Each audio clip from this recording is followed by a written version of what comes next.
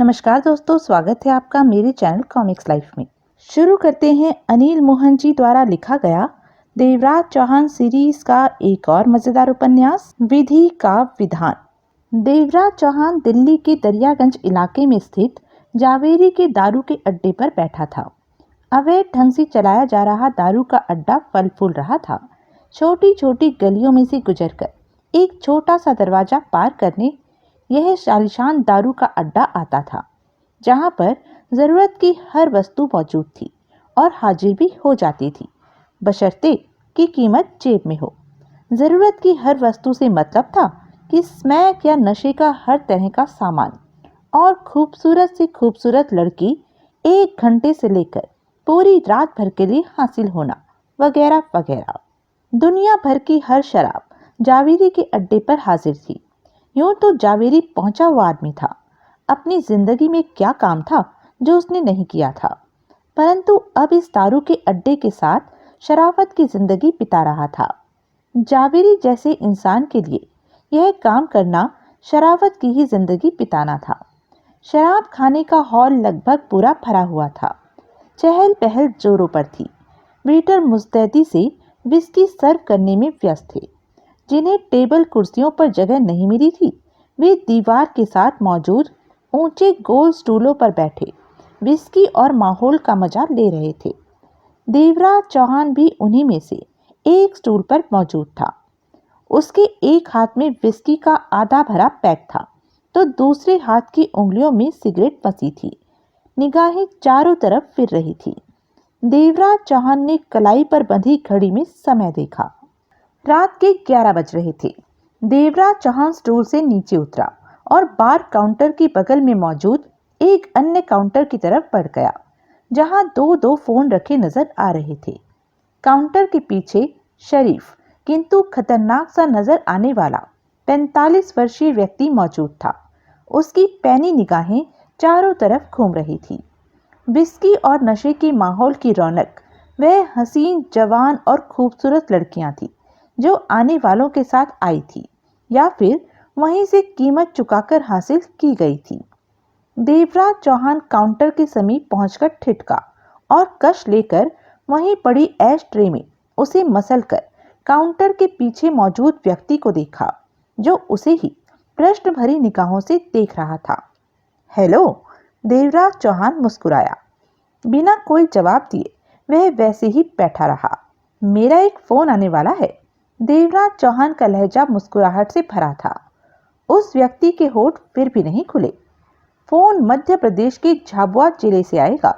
उसमें कहा जाएगा कि नीली कमीज पहने जो व्यक्ति तुम्हारे सबसे करीब खड़ा है, रिसीवर उसे दे दो। वह फोन मेरा होगा। देवराज चौहान ने पूर्वता लहजे में कहा। उसकी आंखें सिकुड़ी। वह थोड़ा सा आगे झुका। फोन आएगा? वह बोला। हाँ, देवराज चौहान ने सिर हिलाया। मध्य प्रदेश के झाबुआ इलाके से? हाँ। और जब फोन आए तो मैं रिसीवर तुम्हें दे दूं बात करने के लिए? देवराज चौहान ने हौले से सिर हिलाया। यह जगह तुम्हारे बाप की है जो तुमने यहाँ का नंबर किसी को दे दिया? मेरे बाप की? देवराज चौहान हंसा। नहीं, यह तो तुम्हारे बाप की है। जावेरी तुम्हारा बाप तो हो सकता है, परंतु मेरा नहीं, क्योंकि अपने बाप से मैं अच्छी तरह वाकिफ हूं। वैसे भी वह अब इस दुनिया में नहीं है। उसकी आंखें सिकुड़ी, जबड़ों में कसाव आया, चेहरा कठोर हो गया। जावेरी मेरा भी बाप नहीं है, उसने दरिंदगी भरे लहजे में कहा। यह बात तुम दावे के साथ नहीं कह सकते। जावेरी से इस बारे में जानकारी हासिल की जा सकती है। उसके होठों से गुर्राहट निकली। देवराज चौहान हौले से हंसा। फोन आने का वक्त हो रहा है। देवराज चौहान ने एक ही सांस में पैक समाप्त करके काउंटर पर रख दिया। चलते बनो यहाँ से। फोन आना तो दूर, मैं तुम्हें यहाँ से फोन करने भी नहीं दूंगा। वह मेरा जरूरी फोन है। तो कोई तोप है जो? सवाल तोप का नहीं, फोन का है। सुना नहीं तुमने? जरूरी फोन है। देवराज चौहान ने उसे घूरा। यहाँ से खिसक ले। एक दो पैक जो मारने हैं मार ले, नहीं तो उसकी भी जरूरत नहीं। उसने दांत भींचकर कहा। जितना तू बोल चुका है, यहाँ इतना ज्यादा किसी को बोलने नहीं दिया जाता। देवराज चौहान ने सिगरेट सुलगाई और कश लेकर शांत अंदाज में बोला, फोन आने पर अगर मैं बात कर लूंगा तो तेरा कुछ घिस जाएगा? नहीं, घिसे तेरा, मेरा क्यों? फिर तुझे क्या ऐतराज है? सबसे बड़ा ऐतराज तो यह है कि मुझे तेरी सूरत ही पसंद नहीं। मेरी सूरत तो बहुत अच्छी है। देवराज चौहान हंसा। मैंने यह तो नहीं कहा कि बुरी है, मैंने कहा है मुझे पसंद नहीं। देवराज चौहान ने कुछ कहने के लिए मुंह खोला कि फोन की घंटी बज उठी। उसने रिसीवर उठाकर कान से लगाया, हेलो, और वह दूसरी तरफ की आवाज सुनने लगा। रह रहकर उसकी निगाह सामने खड़े देवराज चौहान की तरफ उठने लगी। देवराज चौहान लापरवाही भरे अंदाज में काउंटर से टेक लगाए सिगरेट की कश दे रहा था। फिर अगले ही पल उस व्यक्ति ने रिसीवर में कहा, तो तुम्हें नीली कमीज वाले से बात करनी है जो मेरे बेहद करीब खड़ा है? हाँ, वह खड़ा तो है, बात कराऊं? वह हंसा। फिर कान से रिसीवर हटाकर उसने देवराज चौहान को देखा। देवराज चौहान उसे ही देख रहा था। आ गया तुम्हारा फोन, उसने व्यंग भरे स्वर में कहा। वह तो तुम्हारी बातों से ही जाहिर है। देवराज चौहान ने सिर हिलाया। लाओ रिसीवर दो। क्यों? मेरा फोन है, जरूरी फोन है, मुझे बात करनी है। देवराज चौहान मुस्कुराया। सरासर तुम्हारा फोन है, जरूरी फोन होगा, मुझे यह मानने से जरा भी ऐतराज नहीं, लेकिन मैं तुम्हें फोन क्यों दूं? क्यों तुम्हारी बात कराऊं? यह पब्लिक फोन तो है नहीं, प्राइवेट फोन है। यहाँ किसी का फोन नहीं आता और न ही किसी की बात इस फोन से कराई जाती है। यह फोन हमने अपनी ज़रूरतों के लिए ही यहाँ रखे हैं और ख़ास तौर से आने वाले फ़ोनों को अटेंड करने के लिए मैं यहाँ बैठा हूँ। इसलिए नहीं बैठा कि हर ऐरे गैरे की नौकरी करता फिरूं। देवराज चौहान के होठों से गहरी सांस निकली। ठीक है भाई, गलती हो गई, फिर ऐसा नहीं होगा। अब रिसीवर मुझे दे दो, बात तो कर लूं। शायद मैं ऐसा ही करता, लेकिन मुझे तुम्हारा चेहरा पसंद नहीं आया, जबकि वह अच्छा खासा है। कटुता भरे स्वर में कहकर उसने अपने एकदम फर्स्ट क्लास दांत चमकाए। तुम्हें मेरी सूरत पसंद नहीं आई? देवराज चौहान ने पूछा। नहीं, जरा भी नहीं, नहीं, रत्ती भर भी नहीं। देवराज चौहान ने उसकी आंखों में देखा, फिर जेब से 100 का नोट निकालकर काउंटर पर रखा। उसने प्रश्न भरी निगाहों से देवराज चौहान को देखा। यह भारत सरकार का बेहद खूबसूरत परिचय पत्र है, तुम्हें इसकी सूरत पसंद आएगी। जवाब में वह व्यंग से हंसा। देवराज चौहान ने 2 नोट और रख दिए। अब तो ठीक है, वह पुनः हंसा। देवराज चौहान ने 2 नोट और रखे। एक फोन कॉल अटेंड करने के लिए 500 रुपये? उसकी हंसी कुछ थमी। तुमने कहा था कि जरूरी फोन है। उसने देवराज चौहान के चेहरे पर निगाह मारी। हाँ, लेकिन यह तो फोन अटेंड करने के लिए हुआ, जरूरी फोन का भी निकालो। मुंह से फूटो, 500 और निकालो। लगता है फोन कॉल वास्तव में तुम्हारे लिए जरूरी है। देवराज चौहान ने 5 नोट और रखे। उसने 1000 रुपया अपनी जेब में सरकाया और रिसीवर देवराज चौहान को दिया। हेलो, देवराज चौहान ने कहा। यह उल्लू का पट्टा कौन है? दूसरी तरफ से जगमोहन की आवाज उसके कानों में पड़ी। देवराज चौहान ने हंसकर काउंटर मैन को देखा। फोन करने वाला पूछ रहा है, तुम्हारे पास कौन सा उल्लू का पट्टा खड़ा है? देवराज चौहान ने उससे कहा। उससे कहो। वह ढीठता से हंसा। मैं हूं, 5.25 फीट लंबाई है मेरी। लंबाई तो तुम्हारी उसने रिसीवर से ही देख ली होगी, देवराज चौहान ने सख्त स्वर में कहा। फिर रिसीवर में कह उठा, तुम ठीक हो? किसी प्रकार की कोई दिक्कत? सब ठीक है। और मामले का क्या हुआ? निपटा ही समझो, सुबह तक सब कुछ तय हो जाएगा।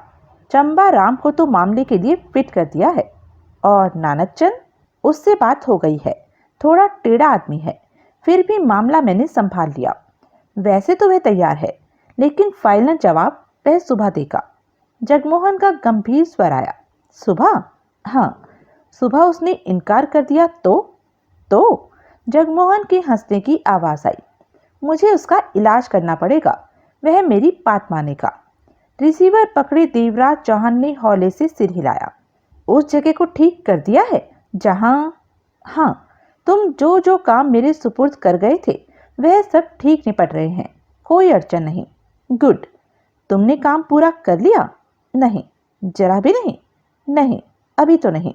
लेकिन जगमोहन की आवाज में बेचैनी उभरी।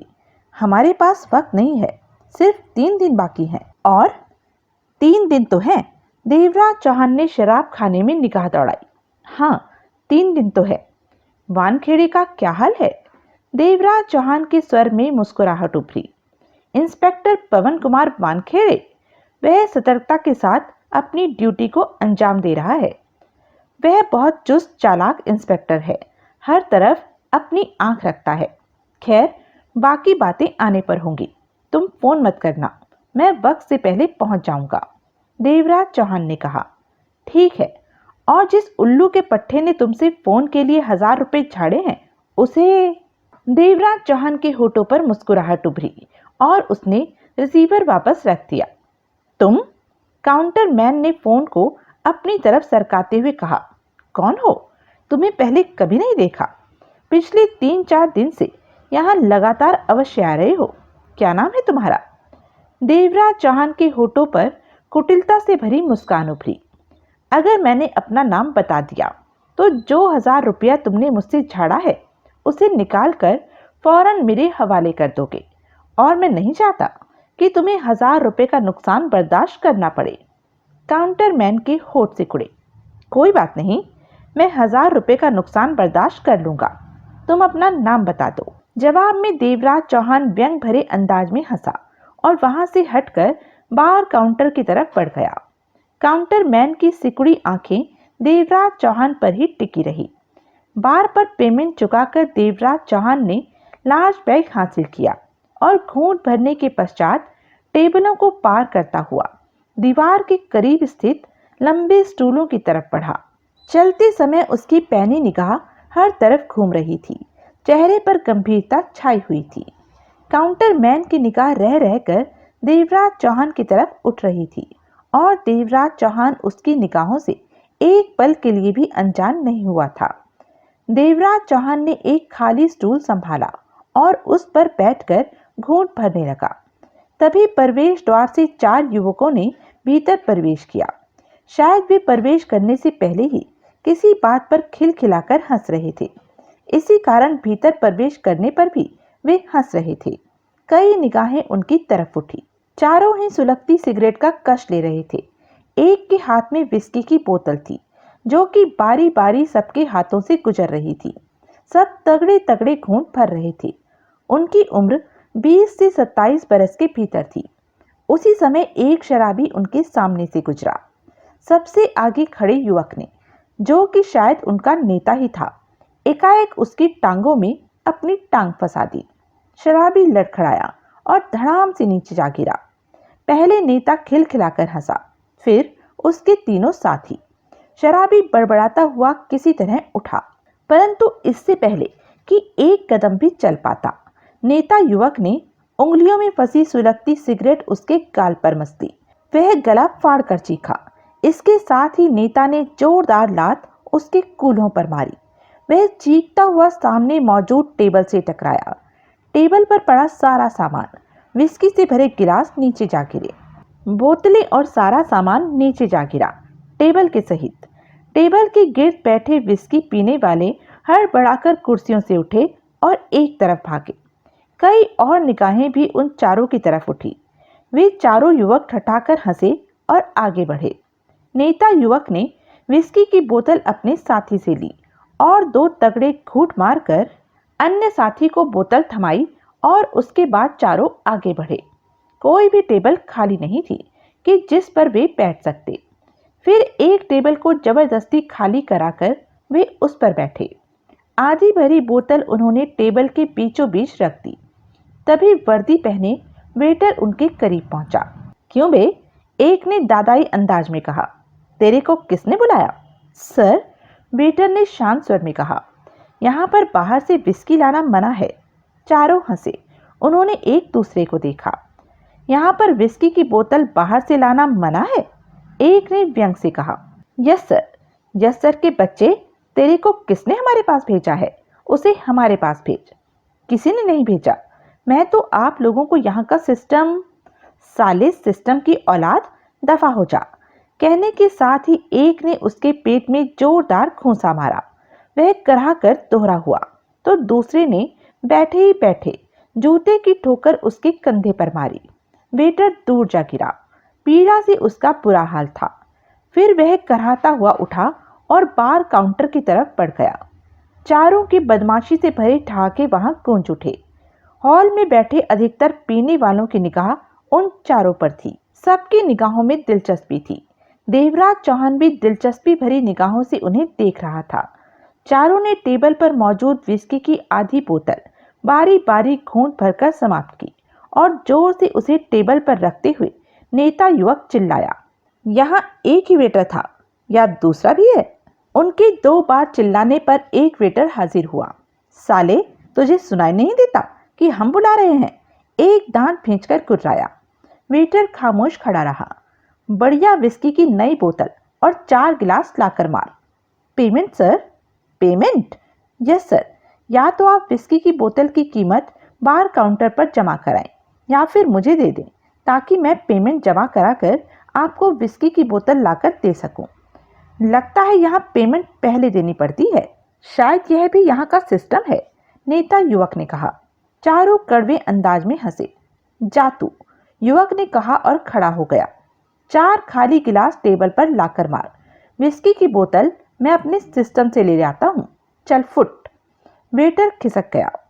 नेता युवक बार काउंटर की तरफ बढ़ा। उसके तीनों साथी कुर्सियों पर ही जमे रहे। युवक नेता बार काउंटर पर पहुंचा। काउंटर के पीछे खड़े दादा से नजर आने वाले 2 बारमैन उसे प्रश्न भरी निगाहों से देखने लगे। युवक नेता ने दोनों को घूरा। विस्की की बढ़िया बोतल, जल्दी। और कीमत? बारमैन ने बेहद शांत स्वर में कहा। हमें कीमत देने की आदत नहीं है, युवक नेता गुर्राया। कोई बात नहीं, बारमैन मुस्कुराया। हमें कीमत वसूलना आता है, बशर्ते कि सामने वाले की जेब में माल हो, और अगर ना भी हो तो तब भी हम जैसे तैसे कीमत वसूल ही लेते हैं। युवक नेता ने खूनी निगाहों से बारमैन को देखा। यह देखो। युवक नेता ने जेब से नोटों की गड्डी निकालकर दिखाई, फिर उसे वापस जेब में डाल दिया। कीमत मेरी जेब में है, वसूलने की हिम्मत हो तो वसूल लेना। बारमैन ने मुस्कुराकर बोतल काउंटर पर रख दी। युवक ने बोतल की गर्दन पर अपना पंजा जमाया और कंधे पर बोरी सी लाद कर पलटने को हुआ कि बारमैन का स्वर सुनकर ठिठक गया।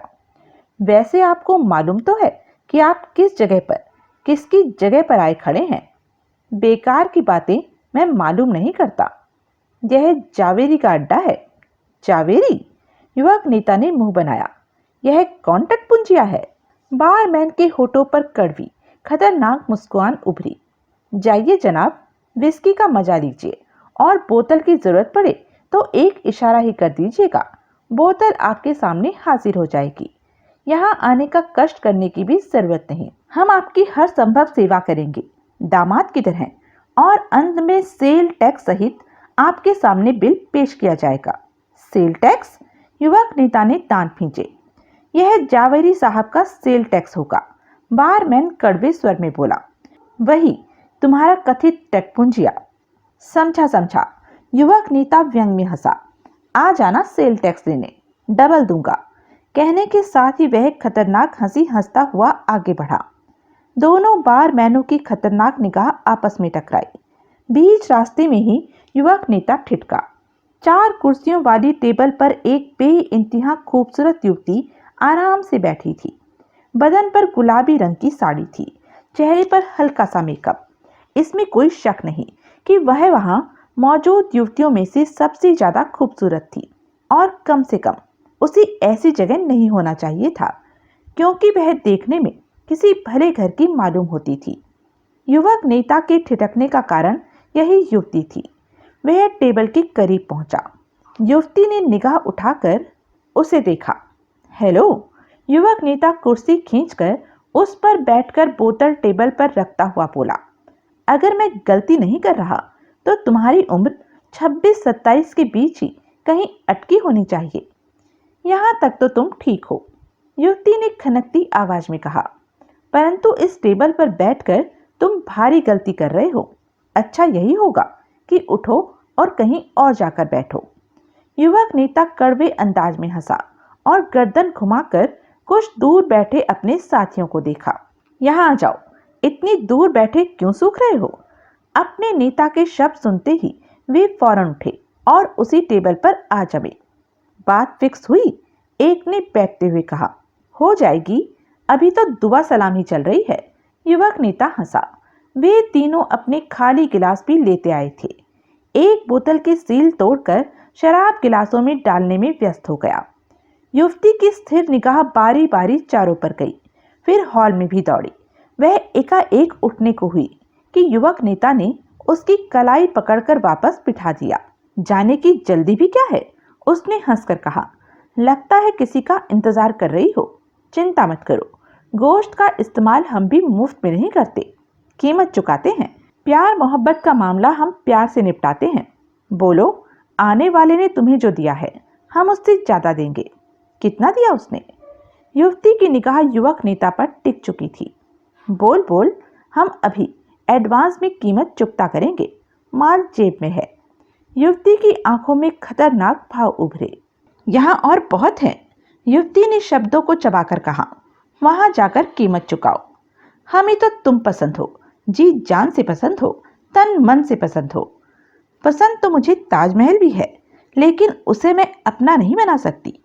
अच्छा यही है कि यहाँ से फौरन उठ जाओ, देर होना तुम लोगों की सेहत के लिए बुरा भी हो सकता है। युवक नेता हंसा, व्यंग से भरी कड़वी हंसी। उसने अपने तीनों साथियों को देखा, वे तीनों भी हंसे। सुना तुमने? युवक नेता आंखें फैलाकर बोला। हमें तुरंत यहाँ से भाग जाना चाहिए। साली ने तोप छिपा रखी होगी अपने पास, लेकिन तोप तो बहुत बड़ी होती है, वह कैसे छिप सकती है? छिप जाती है, तू नहीं समझेगा। लेकिन कहाँ? बाद में बताऊंगा, पहले सौदा तो निपट लेने दे। युवक नेता ने कहा और हाथ बढ़ाकर युवती की कलाई पकड़ ली। युवती ने कलाई छुड़ाने की चेष्टा की, परंतु कामयाब न हो सकी। छोड़ो भी यह नखरे अदाएं, हम तो वैसे ही मर मिटे हैं। बोलो, कितना माल चलेगा? रात के चंद घंटों के लिए माल लो और चलो हमारे साथ। सब बढ़िया रहा तो बोनस भी देंगे। मेरा हाथ छोड़ दो। युवती एकाएक दांत भींचकर गुर्रा उठी। यह तो मानने वाली नहीं लगती, मतलब कि आने वाला इसका परमानेंट ग्राहक होगा। कान खोलकर सुन, युवक नेता गुर्राया। मुझे बात को लंबा खींचने की आदत नहीं। माल लेकर चलना है तो ठीक, नहीं तो हमें कंधे पर उठाकर ले जाना भी आता है। बोल, कैसे चलेगी? युवती का दूसरा हाथ उठा और युवक नेता के गाल से जा टकराया।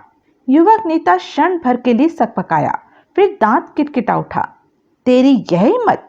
हॉल में सबकी निगाह उनकी ही तरफ थी। देवराज चौहान भी निश्चित अंदाज में बैठा उन युवकों की हरकतें देख रहा था। अभी तो बीच में आने का उसका कोई इरादा नहीं था।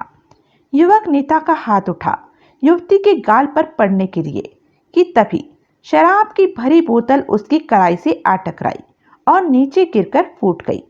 युवक नेता के होठों से कराह निकली और युवती का हाथ छोड़कर उसने अपनी कलाई पकड़ ली और फौरन ही एड़ियों के बल घूमकर अंगारों भरी निगाह हॉल में दौड़ाने लगा। हॉल में चारों तरफ काफी हद तक सन्नाटा छा चुका था। आवाजें न के बराबर उठ रही थी। युवक नेता और उसके साथियों की खूंखार निगाहें चारों तरफ घूम रही थी। एकाएक युवक नेता का दरिंदगी से भरा स्वर वहां गूंज उठा। किस हरामजादे ने बोतल फेंकी? मैंने। सबकी प्रवेश द्वार की तरफ निगाहें घूमी। वहां 40 वर्षीय व्यक्ति खड़ा था।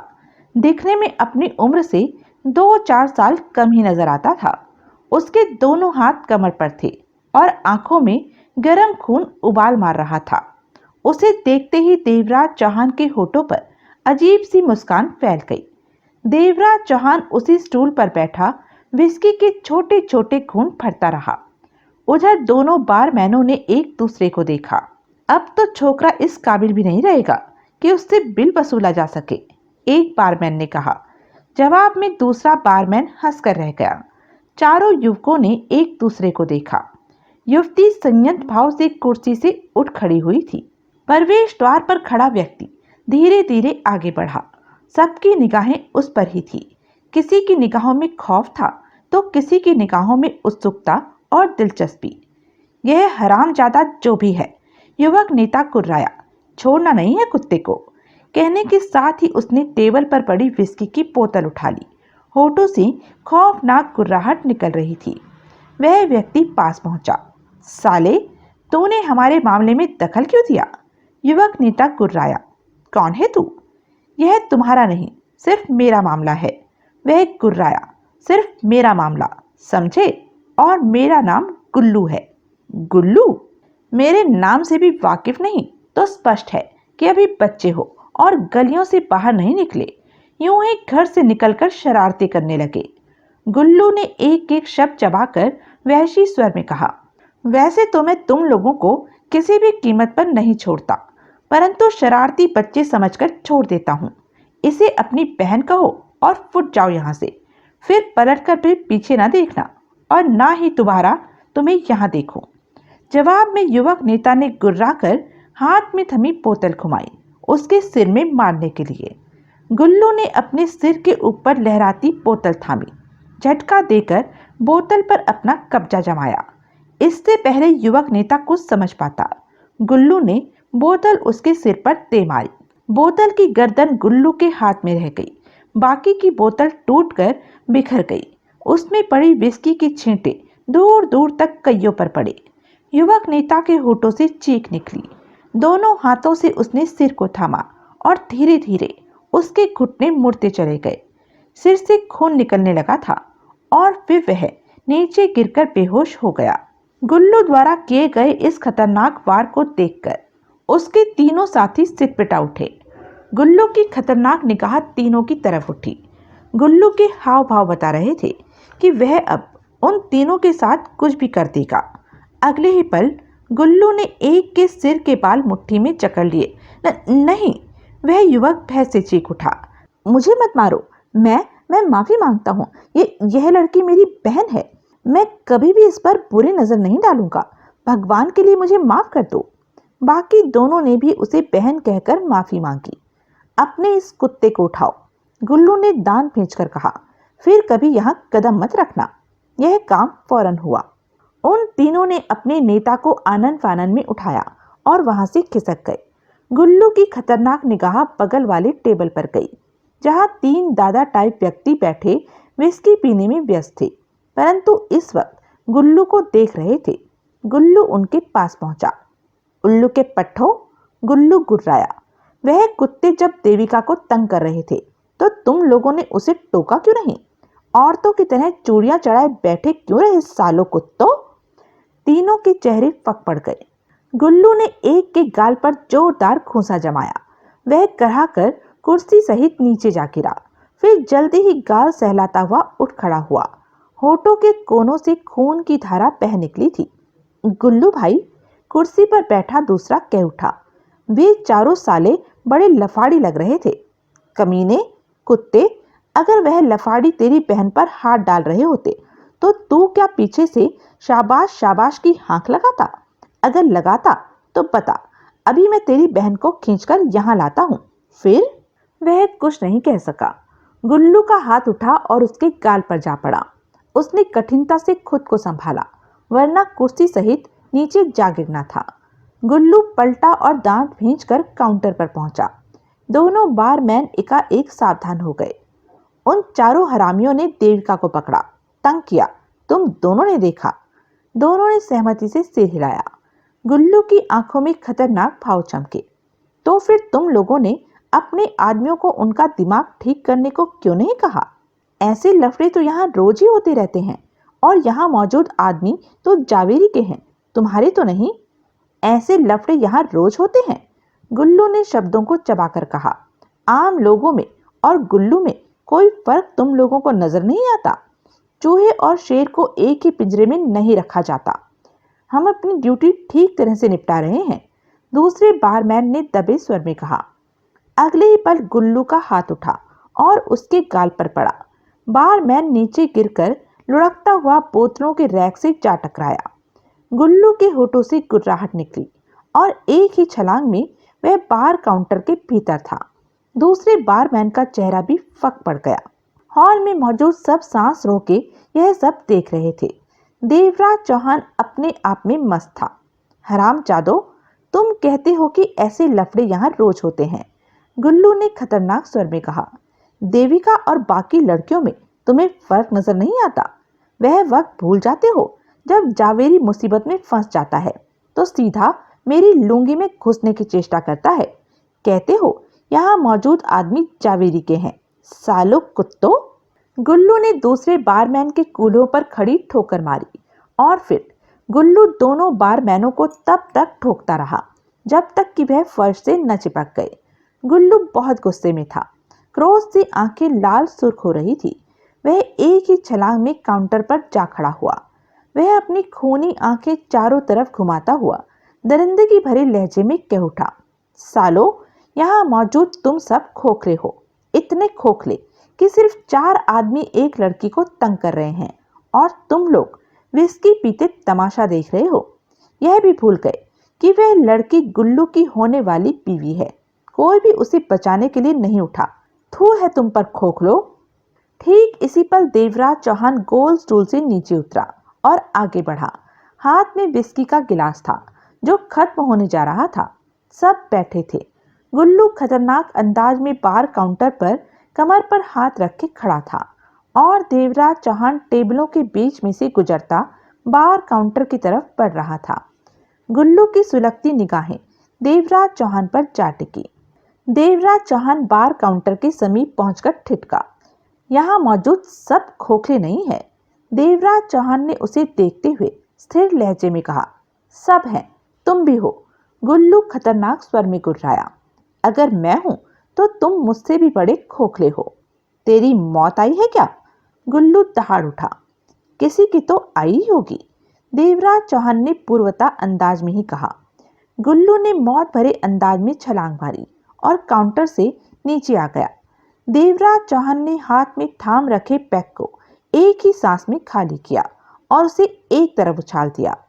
गुल्लू किसी वहशी जानवर की तरह देवराज चौहान पर छलांग लगाने जा रहा था कि एकाएक ठिठक गया। कदमों की आहट उसके कानों में पड़ी। गुल्लू की गर्दन फौरन घूमी। वे 6 थे, लंबे चौड़े खतरनाक आदमी। गुल्लू की आंखें सिकुड़ गई, होंठ भिंच गए। उन 6 को बखूबी जानता था। यह जावेरी के कई खतरनाक आदमियों में से मात्र 6 आदमी थे और यहाँ के रखवाले भी थे। छोड़ो गुल्लू, बहुत हो गया, एक ने बात समाप्त करने वाले लहजे में कहा। तब तुम लोग कहाँ मरे पड़े थे जब वे छोकरे देविका को? हम पीछे वाले कमरे में ताश खेल रहे थे। हमें खबर नहीं मिली खबर नहीं मिली तो तुम लोगों को खबर फौरन दी जा सकती थी। वे लोग मेरी देविका को, हमें खबर नहीं थी, नहीं तो ये सब नहीं। मैं कुछ नहीं जानना सुनना चाहता, मैं सिर्फ इतना जानता हूँ कि तभी उसके कानों में कदमों की आहट गूंजी। वे 6 के 6 सावधान हो गए। देवराज चौहान की निगाह भी कदमों की आहट की तरफ घूमी। गुल्लू फौरन घूमा। आने वाला जावेरी था।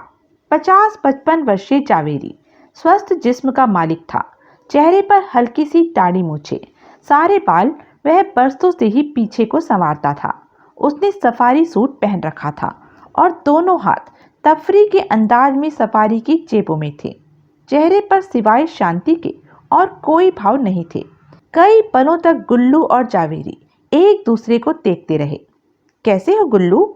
जावेरी ने शांत स्वर में पूछा। गुल्लू के होंठ भिंच गए। जावेरी ने सिगरेट सुलगाई। सांसों की आवाज भी उस सन्नाटे में गूंज रही थी। छोड़ो इन सब बातों को। भविष्य में तुम्हारी किसी भी चीज को, सामान को या देविका को मेरे ठिकाने पर नुकसान नहीं पहुंचेगा। ऐसा आज इसलिए हुआ कि मैंने अपने आदमियों को इस बारे में कोई आदेश नहीं दे रखा था। जावेरी के इन शब्दों से गुल्लू का क्रोध कुछ कम हुआ। अब यहाँ शोर शराबा नहीं करना गुल्लू। गुल्लू की सख्त निगाह देवराज चौहान पर जा टिकी। थोड़ा सा तो होगा जावेरी। मैंने कहा ना कि जावेरी ने कुछ कहना चाहा।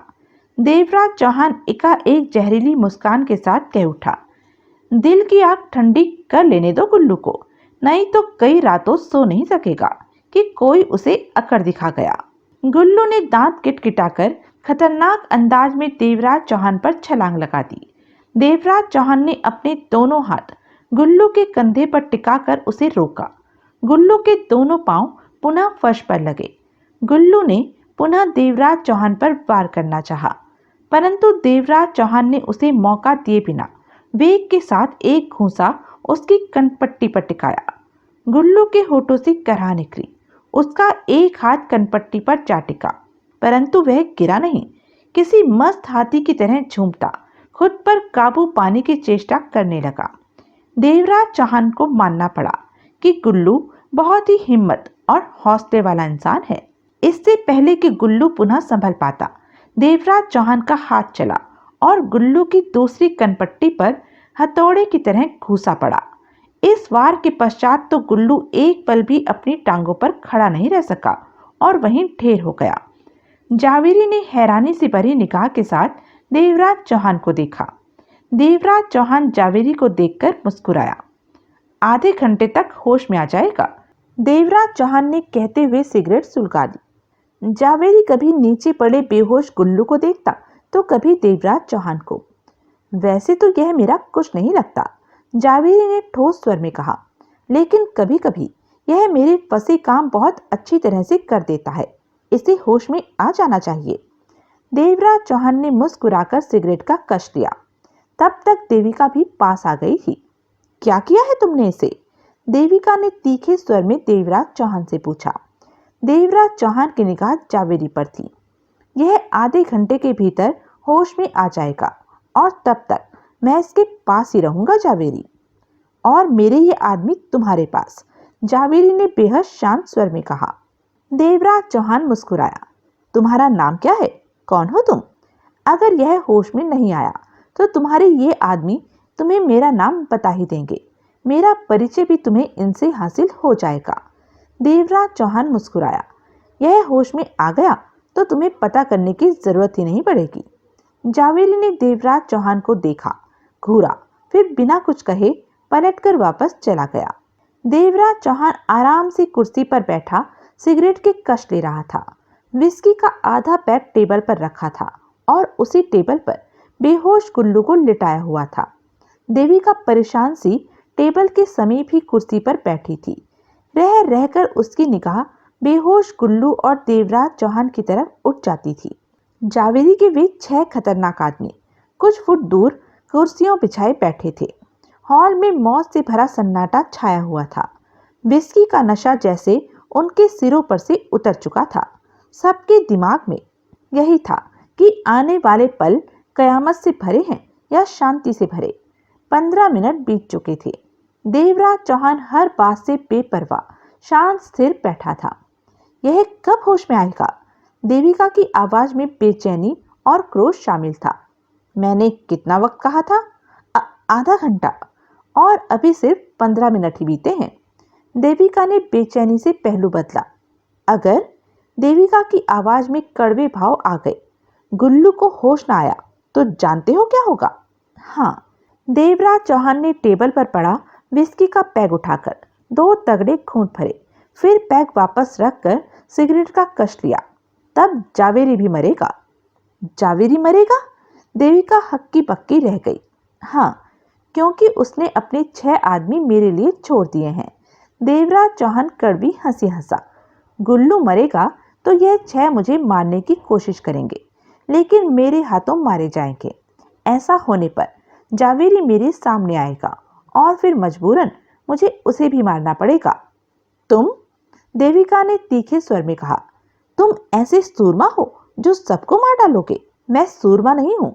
दरअसल मुझे अपना बचाव करना आता है, और अपने बचाव का एक भाग सबसे ठोस और विश्वास के काबिल कदम है कि सामने वाले को खत्म कर दो। इससे पहले कि सामने वाला तुम्हें मारे, तुम उसे मार दो। यह मेरी जिंदगी का बेहद पक्का उसूल है, लेकिन इसके साथ एक उसूल और भी है। देविका प्रश्न भरी निगाहों से उसे देखती रही। किसी को बेवजह मत मारो। ऐसा तभी करो जब करना जरूरी हो जाए। तुम हो कौन? देविका की आंखें सिकुड़ गई। जवाब में देवराज चौहान हंसकर रह गया। फिर टेबल पर मौजूद पैक के आखिरी घूंट भी गले से उतारे। देविका ने आगे बढ़कर गुल्लू की नब्ज देखी। वह ठीक चल रही थी। 20वां मिनट बीतते बीतते गुल्लू को होश आया। देविका के चेहरे पर राहत के भाव आ गए। जावेरी के 6 आदमियों ने जब गुल्लू को ठीक देखा तो वहां से चले गए। गुल्लू पूरी तरह होश में आया। बीता वक्त उसे फौरन याद आया। निगाहें देवराज चौहान पर जा टिकी। दोनों कई पल एक दूसरे को देखते रहे। एकाएक देवराज चौहान मुस्कुराया और उठ खड़ा हुआ। सुलगती सिगरेट से कश लेकर उसे गिलास में फेंका और स्थिर लहजे में कह उठा, मैं तुम्हारे होश में आने के इंतजार में बैठा था। कहने के साथ ही देवराज चौहान ने जेब से तह किया कागज निकाला और उसे खोलकर गुल्लू की आंखों के आगे किया। इस कागज पर एक पता लिखा है, इसे याद करो। गुल्लू ने पता देखा, फिर सिर हिलाकर देवराज चौहान को। देवराज चौहान ने पते वाला कागज फाड़कर जेब में डाल लिया। अगर मोटा माल कमाना चाहते हो, इतना मोटा कि तुम्हें इतने मोटे माल का ख्वाब भी नहीं आया होगा, तो दिन निकलने से पहले रात में किसी भी वक्त मुझसे इस पते पर आकर मिलो। कहने के पश्चात देवराज चौहान पलटा और बाहर निकलता चला गया। जब तक देवराज चौहान वहां से निकला नहीं, गुल्लू और देविका की निगाहें उसकी पीठ पर ही टिकी रही। फिर देविका ने झुंझलाकर गुल्लू को देखा। यह कौन था गुल्लू? परंतु गुल्लू कुछ नहीं बोला, होठ बंद ही रहे उसके। तभी जावेरी उनके समीप पहुंचा। वह कागज क्यों तुम्हें दिखा रहा था? जावेरी ने पूछा। गुल्लू की निगाह जावेरी पर गई, फिर गहरी सांस ली। उस पर कोई पता लिखा था। पूछ रहा था कि वह पता कहाँ पड़ता है। गुल्लू ने अपना सिर हिलाया। जावेरी की आंखें सिकुड़ गई। क्या पता था? याद नहीं। गुल्लू ने बड़ी सफाई से पाट डाली। उसने ऐसे घूंसे मारे हैं कि अभी भी मेरा सिर चकरा रहा है। किसी को कहकर पानी मंगवा दो, गला सूख रहा है। जावेरी की आंखों में उभर आई जहरीली चमक को गुल्लू नहीं देख पाया। देख लेता तो समझ पाता कि जावेरी उसकी टलाई बात को महसूस कर चुका है। यह था कौन? जावेरी ने पूछा। ओह, तुम भी नहीं जानते? मैंने तो सोचा था तुमसे मालूम करूंगा। जावेरी जवाब में हौले से हंसा। क्या हुआ? गुल्लू ने जावेरी को देखा। कुछ नहीं, कभी कभी बात कुछ भी नहीं होती और यूं ही हंसी आ जाती है। जावेरी के स्वर में लापरवाही भर आई। जाते जाते वह तुमसे कुछ कह गया था? मुझसे? गुल्लू ने बुरा सा मुंह बनाकर कहा। कह रहा था कि कभी भी दुश्मन को कमजोर मत समझा करो। गुल्लू, यह कमाल की बात नहीं है कि वह तुम्हें मार भी गया, तुम्हें सीख भी दे गया और तुम जैसा इंसान कुछ न कर सका। मैंने पहली बार तुम में इतनी शराफत देखी है। गुल्लू कुछ न बोला। मैं तुम्हारे लिए पानी भिजवाता हूँ, जावेरी ने स्थिर लहजे में कहा और वहां से चला गया। गुल्लू को अब इस बात में जरा भी शक नहीं रहा था कि जावेरी को उसके जवाबों पर जरा भी विश्वास नहीं हुआ था और गुल्लू ने इस बात की कोई खास चिंता भी नहीं की। गुल्लू और देविका ठिठके। रात का 1:30 बज रहा था। दोनों ने एक दूसरे को देखा। वह सेंटूर होटल की पहली मंजिल पर स्थित रूम नंबर 113 के बंद दरवाजे के सामने खड़े थे। देवराज चौहान ने यही पता, इसी होटल का पता कागज पर लिखा दिखाया था उसे। करीब ही एयरपोर्ट था। प्लेनों की इंजनों की तीखी आवाजें मध्यम सी उनके कानों में पड़ रही थी। गुल्लू ने हाथ आगे बढ़ाया दरवाजा थपथपाने के लिए, परंतु ठिठक गया। दरवाजा खुला ही था। पतली सी झिर्री उसे पल्ले और चौखट में से नजर आई। गुल्लू ने दरवाजे पर हथेली रखी और दरवाजा खुलता चला गया। ठीक सामने सोफे नुमा कुर्सी पर देवराज चौहान बैठा था। दोनों की आंखें मिली। गुल्लू ने भीतर प्रवेश किया, पीछे देविका ने। गुल्लू के इशारे पर देविका ने दरवाजा बंद करके सिटकनी बढ़ा दी। उसके बाद गुल्लू के हाथ में रिवॉल्वर चमक उठी। फिर वह होटल के उस स्वीट की तलाशी लेने लगा। मिनट भर में सारा स्वीट चेक करके उसने इस बात की तसल्ली कर ली कि वहां सिर्फ वे लोग ही हैं और कोई भी नहीं। फिर उसने रिवॉल्वर जेब में डालकर देवराज चौहान को देखा। देवराज चौहान की सुलगती निगाह गुल्लू पर थी। बुरा मत मानना, मैं अपनी तसल्ली कर रहा था। हमारा धंधा ही ऐसा है, गुल्लू बोला। देवराज चौहान की निगाहों में कोई फर्क नहीं आया। हाँ तो तुमने कहा था कि... देवराज चौहान ने बेहद सख्त आवाज में उसकी बात काटी। पहले जो मैं कह रहा हूं वह सुनो। गुल्लू ने आंखें सिकोड़कर देवराज चौहान को देखा। मुझे तुमसे काम था, मैंने तुम्हें बुलाया था, इस छोकरी को नहीं। गुल्लू ने देविका पर निगाह मारी, फिर मुस्कुराकर देवराज चौहान को देखा। यह देविका दीवान है, मेरी सब कुछ। हम शादी करने जा रहे हैं, इससे मेरा कुछ भी छिपा नहीं है। तुम्हारा कुछ नहीं छिपा, देवराज चौहान ने कड़वे स्वर में कहा, लेकिन मेरा तो सब कुछ छिपा है। मर्दों की बात में औरतों का शामिल होना मैं पसंद नहीं करता गुल्लू। चिंता मत करो, इसकी गारंटी मैं लेता हूँ। तुम यूं समझो कि यह यहाँ पर है ही नहीं। जो चीज यहाँ पर है उसे मैं कैसे कह दूं कि वह यहाँ नहीं है। देखो, गुल्लू ने समझाने वाले अंदाज में कहा, यह देविका दीवान। मुझे समझाने की चेष्टा मत करो, देवराज चौहान ने तीखे स्वर में कहा। गुल्लू खामोश हो गया। उसे देवराज चौहान के कहे वे शब्द याद थे कि मोटी दौलत, और मोटी दौलत पाने के लिए वह 1000 गालियां और 50,000 डंडे भी हंसकर सह सकता था। दौलत उसका ईमान धर्म सब कुछ थी। दौलत के सामने तो देविका की भी उसके लिए कोई अहमियत नहीं थी। कई पलों तक वह खामोशी व्याप्त रही। इस लड़की की गारंटी तुम्हारी रही कि हाँ, हम में जो बात होगी यह नहीं सुनेगी और न ही किसी से बोलेगी। गुल्लू ने फौरन बात को संभालने वाले अंदाज में कहा, शायद मुझसे गलती हो गई, मुझे यहाँ अकेला ही आना चाहिए था, परंतु अब ले ही आया हूँ तो ऐसा ही चलने दो, कुछ भी गड़बड़ नहीं होगी। देवराज चौहान ने सिगरेट सुलगाकर कश लिया। गुल्लू ने कुर्सी संभाली, देविका दीवान ने भी। देवराज चौहान ने गुल्लू को देखा, फिर धीमे और स्थिर स्वर में कह उठा, तुम्हें कितनी दौलत की जरूरत है? जितने मिले वह भी कम है। देवराज चौहान ने उसकी आंखों में झांका। अपने हिस्से में आने वाली दौलत में दिलचस्पी रखते हो या दूसरों के माल पर भी? सिर्फ अपना हिस्सा, हेरा फेरी मैं नहीं करता। गुल्लू मुस्कुराया। कितने में तुम्हारा काम चल जाएगा? जब हिस्से की बात हो रही है तो हिस्से में काम चल जाएगा, कम है कि ज्यादा यह परवाह नहीं। देवराज चौहान ने सोच भरे अंदाज में कश दिया। लेकिन काम क्या है? तुम सिर्फ मिलने वाली दौलत की परवाह करो, ज्यादा कुरेदो मत। वह तो ठीक है, परंतु मुझे मालूम होना चाहिए कि क्या काम मुझे करना है। गुल्लू देवराज चौहान के चेहरे को देख रहा था। हो सकता है उस काम में मुझे दिलचस्पी ही ना हो। दौलत में तो तुम्हारी दिलचस्पी है, लेकिन हाँ करने से पहले काम के बारे में जानना मैं जरूरी समझता हूँ। देवराज चौहान ने विचार भरी निगाहों से गुल्लू को देखा। देविका दीवान इस तरह लापरवाह बैठी थी जैसे उसे इन बातों से वास्ता ही न हो। तुम काम बताने में हिचक रहे हो? ऐसी कोई बात नहीं, देवराज चौहान ने सिर हिलाया। मध्य प्रदेश में पुरातत्व विश्लेषण विभाग को खुदाई के दरमियान तरबूज के साइज के 2 हीरे मिले हैं।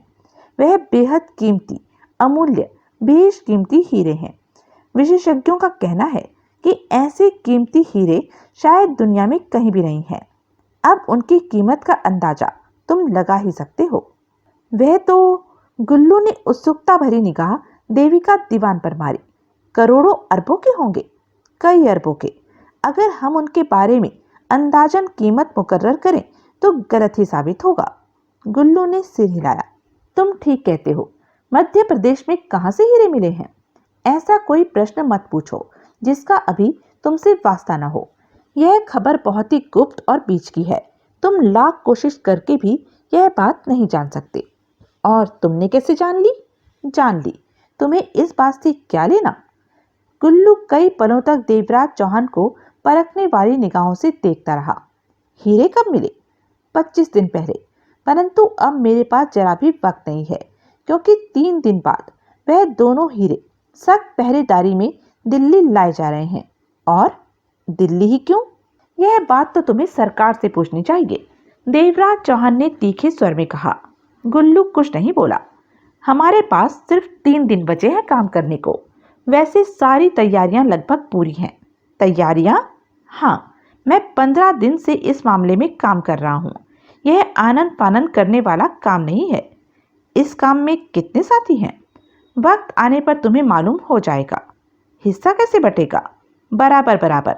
जितने साथी होंगे सबको बराबर की रकम मिलेगी। तुम भी उतनी ही रकम लोगे जितनी की मैं? गुल्लू ने पूछा। हाँ, हैरानी है, जब सारी योजना तुम्हारी है तो तुम्हें ज्यादा मिलना चाहिए। मैंने मेहनत नहीं की। मेहनत वाला काम तो लूट के वक्त करना होगा। प्लान क्या है? ठीक मौके पर तुम्हें बताया जाएगा। गुल्लू ने पहलू बदला और जेब से पैकेट निकालकर सिगरेट सुलगा ली। तुम तो हर बात को, हर प्रश्न को गोल कर रहे हो। वक्त से पहले किसी बात का जवाब देना मेरी आदत में शामिल नहीं है। अच्छी आदत है। गुल्लू का स्वर भावहीन था। वैसे कहीं यह तो तुमने नहीं सोच रखा कि अगर कामयाब रहे तो सारे माल पर तुम हाथ फेर कर खिसक जाओगे? मैं ऐसी बातें कभी नहीं सोचता। देवराज का स्वर सख्त हो गया। गुल्लू ने देविका दीवान को देखा। तुम सुन रही हो सब कुछ? हाँ, देविका दीवान के होंठ खुले। गुल्लू की निगाह देवराज चौहान की तरफ उठी। इसमें खतरा कितना है? जितना माल उतना खतरा, यानी कि खतरा भी मोटा है। गुल्लू ने सोच भरे अंदाज में सिर हिलाया। चंद पलों के लिए उनके बीच चुप्पी छाई रही। क्यों? गुल्लू ने देविका से पूछा। शादी से पहले ये हाथ मार लिया जाए, बुरा क्या है? देविका दीवान ने सरल स्वर में जवाब दिया। मेरा भी यही ख्याल था। कहने के पश्चात उसने देवराज चौहान को देखा। अब एक बात का जवाब दो कि इतने बड़े काम में तुम मुझे ले रहे हो। क्या मालूम मैं इस काबिल हूं भी कि नहीं? मैंने तुम्हारे बारे में खासी जानकारी पाने के बाद ही तुमसे बात की है, देवराज चौहान ने कहा। मैं बखूबी इस बात को जानता हूं कि तुम किस काबिल हो या किस काबिल नहीं। पिछले 3 दिनों से मैं तुमसे बात करने के फेर में था। अब भी मौका न मिलता तो कल हर हाल में तुमसे बात करता ही। दूर तक निगाह रखते हो? गुल्लू मुस्कुराया। देवराज चौहान की सिगरेट का कश लेकर उसे ऐश ट्रे में डाल दिया। अब एक सबसे जरूरी बात पर आ जाओ। देवराज चौहान ने उसे देखा। तुम तो जानते हो कि मैं तुम्हारे साथ तुम्हारे लिए काम करने के काबिल हूं। देवराज चौहान की मुद्रा में कोई फर्क नहीं आया, लेकिन मैं इस बात को अभी तक नहीं जान पाया कि तुम मेरे साथ काम करने के काबिल हो कि नहीं। देवराज चौहान के चेहरे पर हल्की सी मुस्कान उभरी। जरा साहब का परिचय हो जाए ताकि मैं भी तसल्ली के सागर में चैन से नहा सकूं। अब इनकार मत कर देना कि यह बात भी मौका आने पर बताओगे। और जहां तक मेरा ख्याल है, यह मौका इस प्रश्न के लिए बेहद मुनासिब और बढ़िया है, गुल्लू ने शांत स्वर में कहा। देवराज चौहान ने नई सिगरेट सुलगाकर कश लिया, फिर बोला, मैं देवराज चौहान हूं। देवराज चौहान तो हो, लेकिन हो कौन? मैं देवराज चौहान हूं। देवराज चौहान ने बेहद शांत स्वर में अपने शब्द दोहराए। देवराज चौहान तो नाम हुआ तुम्हारा। मैं तुम्हारे बारे में। गुल्लू के शब्द मुंह में ही रह गए, क्योंकि करीब ही बैठी देविका दीवान ने हाथ से उसकी टांग दबा दी थी। गुल्लू ने असमंजस भरी निगाहों से देविका दीवान को देखा। यह तो बता ही रहा है कि यह कौन है। देविका दीवान के होठ पुनः खुले। यह तो नाम बता। हाँ, खुद को देवराज चौहान कहे। अगर यह देवराज चौहान है तो क्या इसका नाम भी काफी नहीं है परिचय के लिए? गुल्लू चौंका। फौरन उसकी गर्दन घूमी। निगाह देवराज चौहान पर जा टिकी। उसकी आंखों में हैरानी और उलझन के भाव विद्यमान हो गए थे। देवराज चौहान हो तुम? गुल्लू ने उसकी आंखों में झांका। देवराज चौहान उसे देखता रहा। कौन सी देवराज चौहान हो तुम? गुल्लू अब कुछ सतर्क सा नजर आ रहा था। अंडरवर्ल्ड की दुनिया में एक ही देवराज चौहान है जो कि तुम्हारे सामने मौजूद है। इस बात की क्या गारंटी है कि तुम ही वह देवराज चौहान हो? हो सकता है अपना काम निकालने के लिए खुद को देवराज चौहान बनाकर पेश कर रहे हो ताकि मैं तुम्हारे साथ काम करने से इनकार न कर सकूं। देवराज चौहान ने कश दिया। भारत सरकार ने मुझे कोई परिचय पत्र नहीं थमा रखा कि मैं तुम्हारी तसल्ली कर सकूं। मेरे शब्दों पर ही तुम्हें विश्वास करके चलना होगा। देवराज चौहान ने हल्की सी मुस्कान के साथ कहा। गुल्लू ने इनकार में सिर हिलाया। नहीं, मैं यूं ही किसी चलते फिरते पर विश्वास नहीं कर सकता कि तुम देवराज चौहान हो। और तुम तो वैसे भी बहुत मामूली इंसान लग रहे हो। मैं तुम्हें देवराज चौहान नहीं मान सकता, गुल्लू ने स्पष्ट कहा। देवराज चौहान के होठों पर छाई मुस्कान गहरी हो गई। बेहतर होगा कि अपना असली परिचय दो, उसके बाद ही शायद यह मामला आगे बढ़ सके। मैंने तुमसे कुछ भी झूठ नहीं बोला। तो यह तुम्हारा असली परिचय है? हाँ। मैं नहीं मान सकता, गुल्लू ने शब्दों को चबाकर कहा। तुम जानते हो देवराज चौहान कितनी बड़ी हस्ती है। वह जावेरी के उस घटिया शराब खाने में शराब पीने नहीं जा। देवराज चौहान कोई बड़ी हस्ती नहीं है। यह वहम है तुम्हारा, दूर के ढोल है जो तुमने आज तक सुने हैं। करीब रहोगे तो जान जाओगे। मैं जावेरी के शराब खाने में तुमसे बात करने गया था, लेकिन मैं तुम्हें देवराज चौहान मानने से इनकार। ठहरो गुल्लू, देविका चौहान ने बीच में दखल दिया। गुल्लू ने अपने शब्दों को छोड़कर देविका दीवान को देखा। मैं बात करूं इससे? देविका दीवान ने पूछा। गुल्लू ने फौरन गर्दन हिला दी। हे भगवान! देवराज चौहान गहरी सांस लेकर बड़बड़ा उठा। देविका दीवान ने मुस्कुराहट भरे अंदाज में देवराज चौहान को देखा। ठीक है, हम मान लेते हैं कि तुम देवराज चौहान ही हो, देविका दीवान बोली। देवराज चौहान समझ गया कि अब यह कोई तोप का गोला दागेगी। मैं देवराज चौहान के सारे कारनामों से वाकिफ हूँ। नहीं, देवराज चौहान मुस्कुराया। तुम मेरे सारे कारनामों से वाकिफ नहीं हो सकती। क्यों? क्योंकि अपने सारे कारनामे तो शायद मुझे भी ठीक ठीक से याद करने पर याद ना आए। ठीक है, मानी तुम्हारी बात। यह तो कह सकती हूँ कि मोटे तौर पर तुम्हारे अधिकतर कारनामों से मैं वाकिफ हूँ। देविका दीवान के चेहरे पर मुस्कुराहट बिखरी हुई थी। देवराज चौहान ने सहमति से सिर हिलाया। तुमने एक बार प्लेन हाईजैक किया था, देविका दीवान बोली। उसे कहाँ लैंड किया था? बहुत पहले की बात है, करीब 6 महीने पहले की। उसे आसाम में एक ऐसे रनवे पर लैंड किया था जो इस्तेमाल नहीं होता था और पहाड़ के ऊपर बना हुआ था, देवराज चौहान ने कहा। दिल्ली में तुमने बैंक डकैती की थी। कहाँ की थी? मायापुरी में। तुमने एक बार वॉल्ट डकैती? मैंने एक बार नहीं, 2 बार वॉल्ट डकैती की थी। एक बार दिल्ली के करोल बाग इलाके में और दूसरी बार भी दिल्ली में ही, शायद साउथ एक्सटेंशन में। देविका दीवान ने गहरी निगाहों से देवराज चौहान को देखा। बंबई में? बंबई में मैं बहुत कुछ कर चुका हूँ। ताजा कारनामा बंबई अंडरवर्ल्ड के किंग पुजारी भटनागर को खत्म किया था और मैंने ताजा तरीन डकैती हाल में ही डाली है। वॉल्ट की बख्तरबंद वैन को लूटा था। उससे पहले डाबर वागले के जुआ घर में हाथ मारा था। देविका दीवान ने पहलू बदला। मैंने सुना था एक बार तुम मंगोलिया गए थे, वहां से करोड़ों की दौलत लूट लाए थे। उस दौलत का मालिक कौन था? खुमान सिंह। एक बार तुमने... इन सब बातों में सारी रात भी कम पड़ेगी। देवराज चौहान ने देविका दीवान की बात काटकर कहा। मैंने गुल्लू को इसलिए नहीं बुलाया कि अपने द्वारा किए गए कामों का इकरार करता फिरूं। मैंने जो काम कहा है सिर्फ उस पर गौर करो और जवाब दो कि करोगे या नहीं। एकाएक गुल्लू मुस्कुराया। देवराज चौहान जैसे इंसान के साथ काम करके मुझे खुशी होगी, परंतु यह तो स्पष्ट हो कि तुम ही देवराज चौहान हो। साबित करने के लिए तुम्हारे पास मुंह से निकलने वाले शब्द हैं और मैं मुंह जबानी कही गई बात पर विश्वास नहीं कर सकता, गुल्लू ने स्पष्ट लहजे में कहा। फिर तो गलती भारत सरकार की है कि उसने मुझे परिचय पत्र नहीं दिया, देवराज चौहान ने कहा। गुल्लू के चेहरे पर उलझन के भाव छाए रहे। मेरे पास ज्यादा वक्त नहीं है, देवराज चौहान ने गंभीर स्वर में कहा। अगर मेरी बात पर विश्वास हो तो सुबह 8 बजे तक आ जाना, नहीं तो मेरी निगाहों में जो दूसरा है मुझे उससे बात करनी पड़ेगी। गुल्लू और देविका दीवान ने एक दूसरे को देखा। गुल्लू, देविका दीवान एकाएक कुर्सी से उठ खड़ी हुई। आओ, अगर यह देवराज चौहान है तो फिर इसके देवराज चौहान होने का विश्वास मैं तुम्हें दिला दूंगी। कैसे? गुल्लू भी कुर्सी से उठ खड़ा हुआ। तुम यहां से तो चलो। दोनों दरवाजों की तरफ बढ़े तो देवराज चौहान ने टोका। मेरे नाम का ढोल मत पीटते रहना। इतनी समझ है मुझ में, गुल्लू ने जवाब दिया। देविका दीवान और गुल्लू बाहर निकल गए। देवराज चौहान ने उठकर दरवाजा बंद किया और सोने के लिए बेड पर चला गया। वह जानता था कि गुल्लू सुबह अवश्य आएगा, क्योंकि देविका दीवान का अंदाज बता रहा था कि वह गुल्लू को उसका देवराज चौहान होना साबित कर देगी।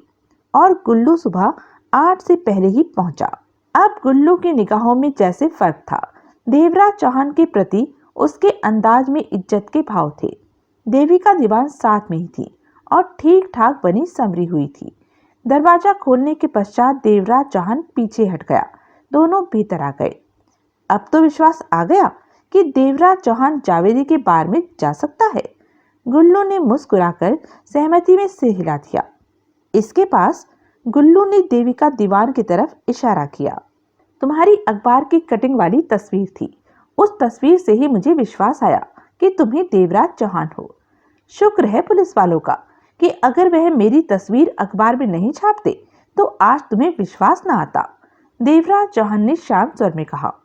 वैसे रात को पढ़ने वाले मेरे तो घूसों से ही तुम्हें मेरी बात का विश्वास आ जाना चाहिए था। उन घूसों में तो ऐसी कोई खासियत नहीं थी जो खासियत थी। देवराज चौहान ने सिर हिलाया। वह घूसे खास थे जिन्होंने 2 में ही गुल्लू जैसे सख्त इंसान को नीचे लेटने पर मजबूर कर दिया। मत भूलो तुम 20 मिनट बेहोश रहे थे। जवाब में गुल्लू गहरी सांस लेकर रह गया। मैं तुम्हें 2 घंटे का वक्त देता हूँ, देवराज चौहान ने कहा। जो छोटे मोटे काम हैं उन्हें निपटाकर फौरन यहाँ आ जाओ।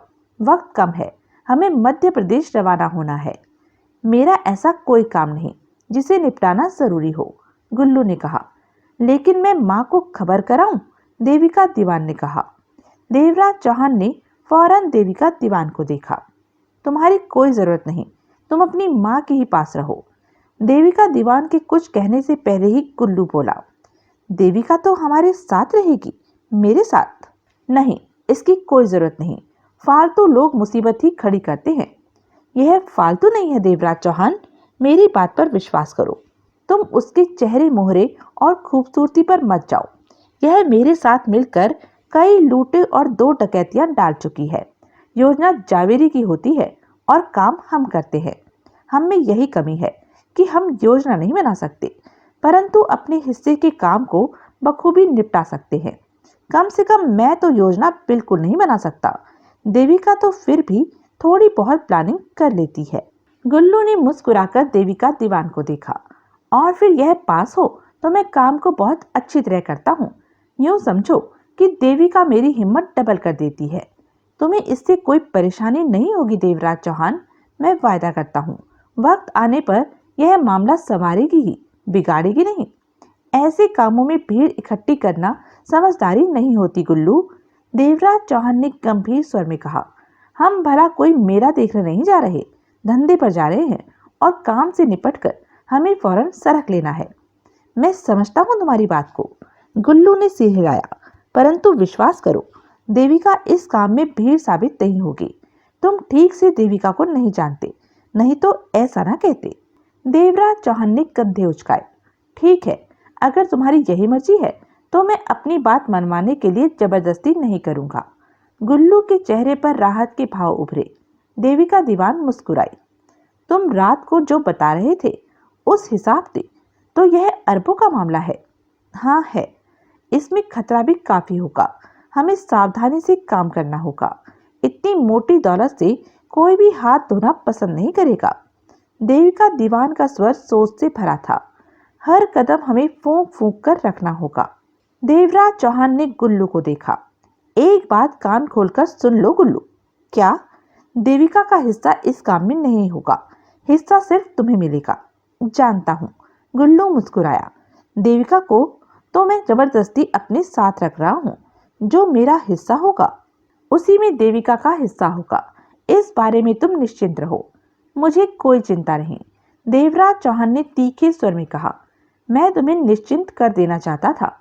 मैं तो पहले से ही निश्चिंत था, गुल्लू ने लापरवाही से कहा। ये हीरे कहाँ पड़े हैं? एकाएक देविका दीवान ने पूछा। देवराज चौहान ने देविका दीवान की आंखों में झांका। बेकार के प्रश्नों में वक्त बर्बाद मत करो, जाकर अपनी माँ को खबर दे आओ, देवराज चौहान ने कहा। देविका दीवान ने गुल्लू को देखा। मैं माँ के पास होकर आती हूँ। मैं भी साथ चलता हूँ, तुम यहीं रहो, मैं बस गई और आई, कहने के साथ ही देविका दीवान बाहर निकलती चली गई। तो यह थी अब तक की कहानी। आगे की कहानी जानने के लिए बने रहें मेरे साथ। और हाँ, मेरे चैनल को लाइक, शेयर और सब्सक्राइब करना ना भूलें। और कमेंट करके ज़रूर बताएं कि यह वीडियो आपको कैसा लगा। धन्यवाद।